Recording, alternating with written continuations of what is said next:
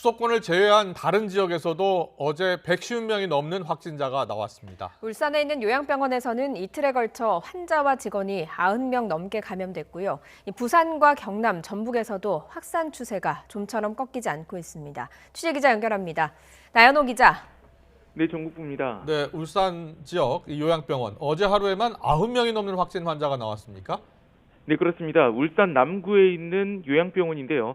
이 감염자가 어제 하루 38명이 나온 데 이어 오늘 오전에 53명이 새롭게 추가 확진됐습니다.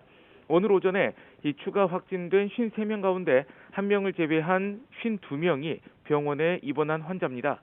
확진된 환자 가운데는 70대 이상 고령이 대부분이고 100세가 넘는 환자도 있습니다. 특히 치매 환자도 다수 있는 것으로 알려졌습니다.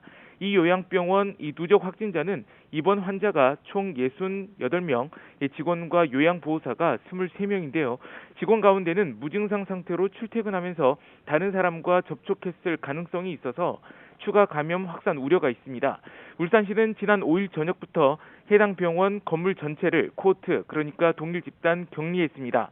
확진 환자 상당수가 앞서 지난 5일에 감염이 확인된 울산 222번 확진자와 접촉한 것으로 파악됐습니다. 지난달 30일까지 요양보호사로 근무하다가 퇴직한 것으로 조사됐는데요. 이 울산 222번 환자가 전파자인지에 대한 여부는 감염 경로를 더 조사해봐야 할 것으로 보입니다. 네, 부산은 이달 들어 사회적 거리 두기를 2단계로 높였는데도 확산 추세가 꺾이지 않는 모습이군요. 예, 그렇습니다. 부산에서는 확진 환자가 23명이 추가됐습니다. 지난 주말과 오늘까지 합치면 사흘 사이에 80명이 넘는 감염 환자가 나온 건데요. 초연 음악실을 중심으로 집단 감염이 이루어지고 있습니다. 지난 주말 사이에만 음악실과 관련해서 10여 명이 추가 감염된 것으로 확인됐습니다. 부산 사상구 요양병원과 이 대학, 직장을 중심으로 동료와 가족에게 감염이 퍼지면서 지난 주말 확진자가 70명 가까이 늘었는데요. 상황이 심각한데도 이 부산 지역 자가격리 이탈 사례도 잇따르고 있습니다. 심지어 반려견 산책을 이유로 무단 외출한 사실이 드러나기도 했습니다. 전라북도에서는 어제 확진 환자가 20명을 넘어선 데 이어서 자동차 공장에서도 감염이 확인됐다고요? 네, 그렇습니다. 어제 하루에만 전라북도에서 23명이 확진됐는데요.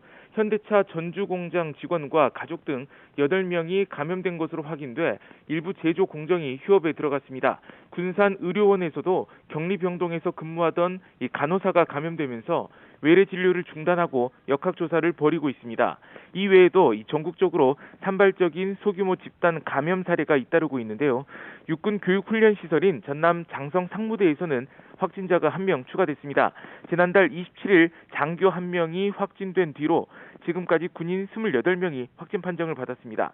충남 청양에서는 주민 13명이 한꺼번에 확진 판정을 받았고요. 광주에서는 골프 모임과 관련해 어제 확진 환자가 3명 추가됐습니다.